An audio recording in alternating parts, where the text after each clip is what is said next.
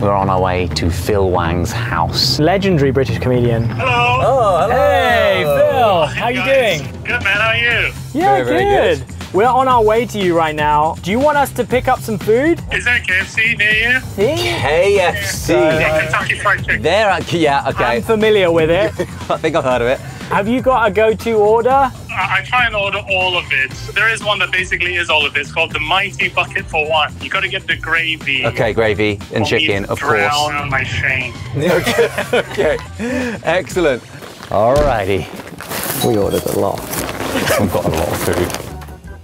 Oh, wow. Hello. We've come with your KFC. Yeah, I can see. Oh my God, this is the best thing that's happened to me all week. Thanks for having us. I don't think I've ever seen anyone carry this much KFC. Yeah. Not gonna lie, I was a little surprised when you said KFC Why? was your go-to. I grew up in China as well. Oh, no way. KFC out in China is amazing. Right. It's like I had the best memories of as a kid going to KFC. And I remember the first time I came to KFC in the UK, I was like, what is going on? Yeah, good. They just pack everything with so much flavor there. Yeah. And in Malaysia, you can get, I'm sure the same in China, you can get it with rice. Yeah. Instead of fries. Exactly. And they have plays on like traditional Malaysian dishes, so they can do like a nasi lemak but with KFC chicken. Wow, that sounds They do good. that kind of thing. We don't have that. Okay. The crew have also asked for KFC, so that's for you guys. I honestly didn't know this existed on the menu. The Mighty Bucket for One? For one, yeah. Oh yeah, of course. Everyone's got to have a bucket. I guess that is a quintessential part of KFC. Have you had KFC in the UK recently? All the time. Oh, okay. really? So this wasn't just a throwback to your childhood. Well, it's that as well, but I still just love it. And my sort of last meals would be KFC from a service station. That is specific. Yeah. What? So I discovered this on tour, because on tour you have to have lunch at service stations and stuff. KFC and service stations, the chicken's always really hot and fresh because they have to keep churning it over, because people keep coming in and out. So it's always fresh and it's always really hot, and it's just, it's so good. Okay, so okay. good. But if it was your last meal, they'd have to find a service station near the prison and it might cool down. That is the other upside, is that KFC is more likely to be close to a prison than a fancy restaurant. All right. No, yeah, you've got one of the lesser cuts. Oh, this is a lesser cut? Yeah, the original like a recipe little wing. is not so good. Is this better? Okay, that's the side breast. I know all the names of the pieces. Oh my gosh. That's wing, that's side breast. This is leg. I can't believe you're eating KFC like sushi or something. You're like, what is this, puffer fish? I've never had. Which piece do I eat? All right, let's go. Honestly, wow. I'm so hungry. It's actually satisfying. I mean, it's just satisfying, isn't it? Especially if there's gravy. You dip in some gravy. We got some gravy. I think we have gravy. Now, what's great about the fillets is that they're perfect for dipping into the gravy. The perfect shape. British engineering. You would know about that. Yes. Engineering graduate from Cambridge. You did read my book. I did read your book. I just want everyone to know that I can read. It's a lot better with the gravy than without. In Malaysia, KFC was considered the pricey option because it was Western, and going out in Malaysia is cheap anyway. This was actually more expensive than just going to the coffee shop, going to the hawker centre. Right. And so people would dress up to go to KFC. They put on the smart clothes, and if it was someone's birthday, often a KFC chicken would turn up. Guy would come in a chicken costume. I remember my sister's birthday so well, and he turned up, and teachers go, "All right, everyone, stop studying. The chicken's here. We'll have to go down." And the chickens that sound, they're dancing. And they don't mean the chicken is here. They mean the literal... The man in a chicken costume. Dressed up as a chicken. It was like dancing around, and someone was playing the chicken dance song. People handed out, and there was buckets of like fried chicken, KFC chicken, and they just handed out KFC, and then at the end, everyone went back to class. That's so great. I mean, in my imagination, Borneo is already a paradise. Now, you have a bit in your new special. Yeah, Wang in there, baby. Wang in there, Wang in there, fantastic. baby. About microwave rice. Oh, yeah. Because in the UK, people don't microwave rice. They don't reheat rice at all. Terrifying. Terrible. Well, in Korea, they have the best reheatable rice packets. Slap it in the microwave for 2 minutes. It literally makes like the best Korean rice. Look at this. Oh, wow. It really feels like fresh. Oh, yes. Hot. That's really good. It is a good pairing. So when in China did you grow up? My dad is actually half Chinese as well. Wow. So, Oh my days. Can't necessarily tell. I'm the ethnic minority here. You're the Duncan. I'm just here for diversity reasons. For all the white guys watching, thinking, can I be on YouTube? Yes, you can. There are. So until I was 12, grew up in Surrey. The Beijing of England. Yeah. And then my family moved to Qingdao. So how's your Mandarin? Yeah, it's okay. 不错. Oh, yeah, 不错。会说一点点，但是正是一点点。That pronunciation's fantastic. It's so good. Yeah. You've even got the mainland like, Yeah. I didn't expect to be the second best Chinese speaker. No. I haven't even revealed how good at Chinese I am. No! You are making a lot of assumptions there, Mr. Wang. This was one of my go-to orders in China. Oh yeah, I remember Twister. Well, that is unbelievably dry. What? Literally, I can barely. Is it really bad? There's no sauce. It's probably got pools at the bottom. In your book, you talk a lot about how people say that you're tall. So I was expecting you to be like 10 foot tall. You actually kind of look like a normal. Yeah. It is always weird when you meet people in real life, whether they match your expectations. Because like we briefly met Rishi Sunak. Oh my gosh, he's tiny. He is, honestly, because he's perfectly in proportion. He's like a Subbuteo player. Subbuteo! You know, like you could pick him up. The problem is I've got this massive head. I got like kind of toddler proportions. So he's Subbuteo, your bobblehead. Yeah, exactly. I can see why you got a lot of comments though in Malaysia. My dad's like 6'2". Wow, yeah. And so he literally got cast as an extra in like Bruce Lee films. Wow. Because he was just tall and like interesting looking. Really? Which films? Enter the Dragon, Wow. I think. I love how you say that as if, it's a Bruce Lee film that no one's heard of. Enter the Dragon. He's been in like 3 of them and I always forget which ones. I think that was one of them. Meanwhile, I grew up in Finchley. We actually brought a little gift. Oh, wow. We heard that you love Milo. Of course. And obviously, I'm sure you have some in the house already. I've got a tin. But I've got a tin of the powder. Some days, you know, you're just craving a Milo and you can't be bothered to mix it up. No. This is awesome. Because Milo's a big drink in Malaysia. It was invented by an Australian doctor who wanted to come up with like a tasty, nutritious. It's Huel basically. The first Huel. Wow, the original Huel. The original Huel, but like made by Nestle. There's a meme of like the rankings of different Milos you get. Powder Milo is at the base because you need to have the skills to know how to mix it. Then box Milo is a bit higher than that because it's put together by the Milo company. They know what they're doing. Yeah. And then at the top is truck Milo. Truck Milo? Truck Milo. Well, like fire truck. Like there's like a hose and they shoot out Just Milo douse toddlers. to the public.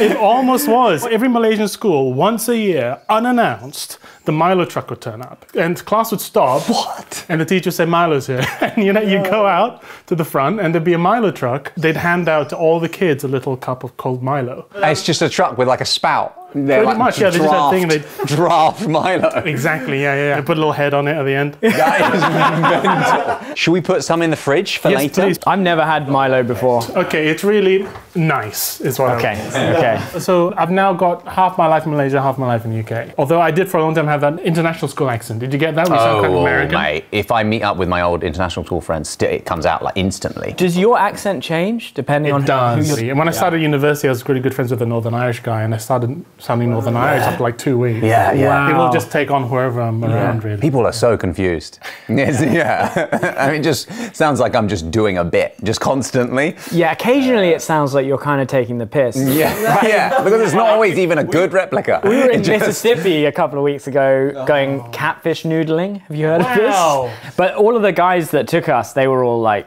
proper deep south Mississippians. And so after about half an hour, Josh is like, why don't we go and get some catfish? No way, really? And I'm trying to like, furiously trying to get eye contact with him. Like, one thing that they did not have in KFC in China. Beans, baked beans. Baked beans.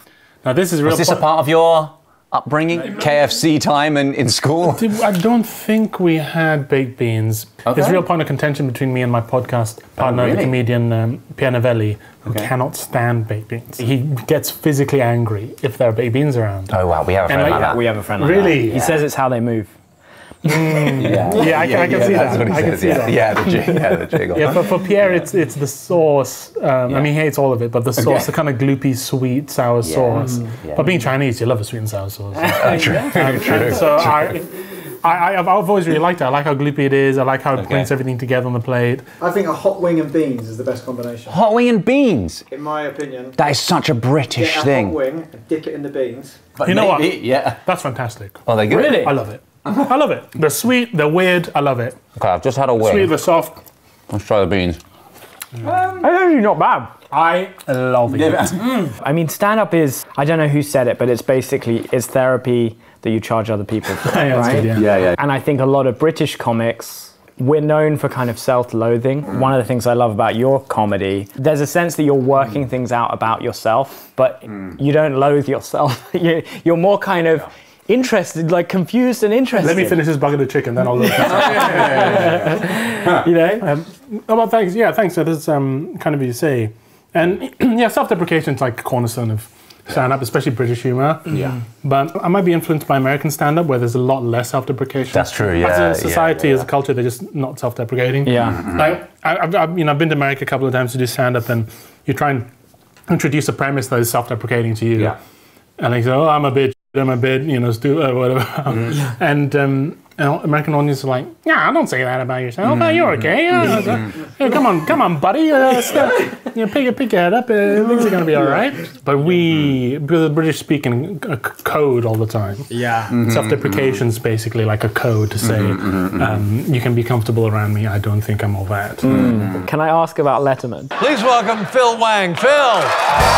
You were on a show where you had to go on stage, walk past David Letterman whilst he sat in an armchair and stared at your back while you performed. And then even worse, after that, go back and shake his hand. Now, when I get nervous, I sweat. If I was doing that, honestly, I would have had to put my hand in like a bowl of rice or something before shaking his hand in order to just get any kind of purchase. It must have felt like the biggest honor ever, but also kind of a waking nightmare, or at least it was surreal for sure. I mean, one of the producers comes and says, David would like to meet you. And I go up and follow the producer, and it's like this long walk, and I can hear, as I'm walking to David Letterman's dressing room, his voice coming out. Okay. And I'm like, yep, that's the voice, that's David Letterman's voice. And my brain just instantly goes, there's a TV on somewhere. You know? Yeah, of course, yeah. Because that's the only context in which I've ever heard the voice. And the voice gets louder and louder, and eventually I'm in the dressing room, and it's David Letterman, and he looks up at me, he's got this big beard, and he says,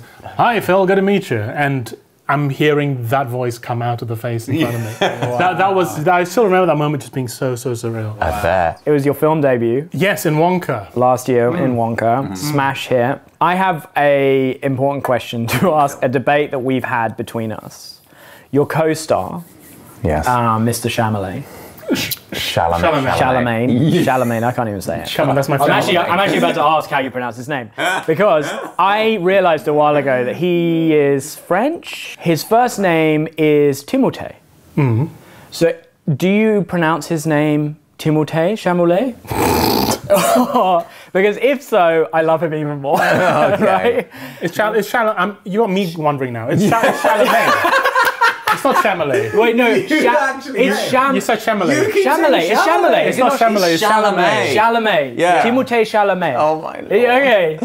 Did you just call him Mr. Chalamet? I called him Mr. C just to avoid all Timmy. Timmy. People called him Timmy. People did call him Timmy. Oh, Timmy. Yeah, people call him Timmy. Okay. Yeah. Oh, wow, okay. Yeah, I mean, I was only in like one scene with him. We had a couple of rehearsals for the dance. I mean, you were tap dancing on tables. Yeah. That's true. Even I'm watching that back like, is that me? Like the way my legs are moving, like, did they CG that? You are amazingly agile the way you climb up on that table, and then you step off on the chair. But if you look carefully, you can see how nervous I am. Oh, okay. On the chair. It took a few goes. Okay. But I had to practice that very short tap dance for weeks. No, it was great. But it was very surreal. Should we have some Milo to finish it off? This is how the experts have it. If the truck isn't available. Yeah, exactly. I don't know whether they have it in Malaysia, but in Singapore they have the Milo volcano. Dinosaur. Sorry, I mistook their nemesis. And that's when you pile powder on top. Oh, I've had that. You can have the I had crunch that of in the Milo. Singapore. I didn't know what it was called, but it was good. Okay. That's fantastic. It's all That's Ooh. Okay, what do you think? Oh yeah, no, that is good. That is good. It's good, right? That is good. Malty chocolate drink. Stephen Bartlett should get on this. Sack off you all. Okay. It's refreshing. Yeah. Oh, it's very refreshing. Yeah. Well, isolate soy protein, 0.3%. Oh yeah. Oh, Well, I can feel it already. I'm gaining mass already. Well, it was considered a sports drink. That's why there's always a football player on the front. The idea is that it's good for kids. It gives them energy and. Athletes aren't drinking this though. Like on the half time. It's probably decent. It's probably it gives you a little energy boost, a little bit of sugar. How far does Malaysia typically get in the World Cup? Scathing over here. Scathing. Malaysia knows about the World Cup. Okay. As we've ever gotten. Thanks for having us, Phil. Oh, no, thanks for coming. What a delicious and nutritious lunch. The Korean instant rice, fantastic. What a revelation. And you've got a couple of 100 Milos. Wow, I gotta keep those. Oh, yeah, absolutely. Oh my God. Absolutely. That's so kind. You can share them out to everyone that comes and visits. Give a goodie bag of mine. Party bag? Yeah. Just a couple of grains of rice. Treat yourself. I'm genuinely thrilled about that. Thank you so much. You're very, very welcome. Thank you for having us in your home as well. Guy. That is now going to smell of fried chicken for the foreseeable future. That's a plus. For me, that's a plus.